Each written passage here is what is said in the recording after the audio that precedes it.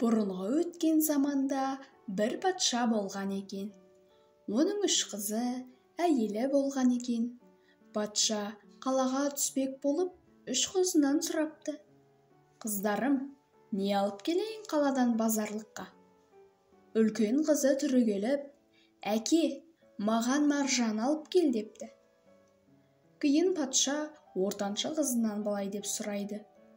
Қызым, саған не алып келейін деп сұрапты.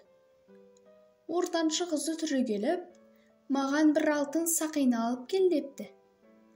Патша жарайды деп, ең кіші қызынан былай деп сұрапты. Қызым, саған не алып келейін деп. Кіші қызы, әке, мені сіз ойлайсыз ғой. Мен де сізді ойлаймын. Егер сіз мені ойласаңыз, маған бір жаңғақтың бұтағын алып келіңіз депті.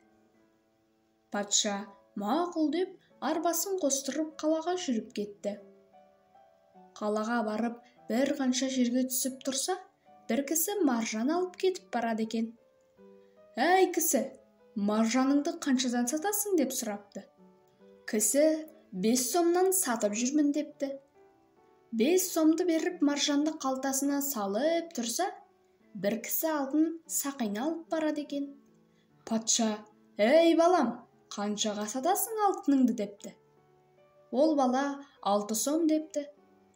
Ақшасын беріп сақинаны қолына тағып, арбасына келіп мініп кетті. Кетіп бара жатып, бір бауды көріп, ең кіші қызым маған жаңғақтың бұтағын алып келіңіз деп еді ғой. Есімнен шығып кетіпті ғой, деп арбасынан түсіп бауға кірсе, жаңғақтар көп дейді. Жаңғағына қараса, алтын жаңғақ екен. Патша таң қалып, менің кіші қызым ақылды екен ғой, деп сындырып алып кетіп бара жатқанда, бір аю шығып, патша, менің бауымдағы жаңғақты неге аласыз? Деп сұрайды.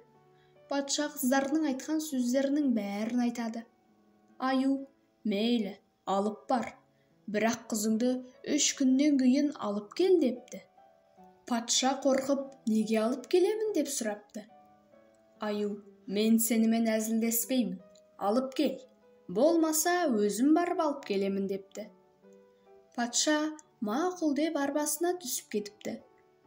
Қыздарына алған нәрселерін беріп, өзі қапа болып жүріпті. Әйелі, неге қапа боласың? Деп сұрапты. Патша бағанаға аюдың айтқан сөзін бәрін айтыпты. Әйелі, қой, қапа болма, қызым үшін өзім барамын депті. Сондай деп отырғанын қызы естіп, апа, сен барма, мен өзім барамын. Бұл бәленің бәрі менен болған екен, деп еңіреп жылай беріпті.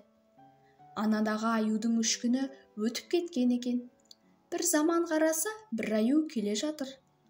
Келіп, қане қызың деп сұрапты. Патша, мынау деп көрсетіпті. Аю, қызыңды киіндір депті.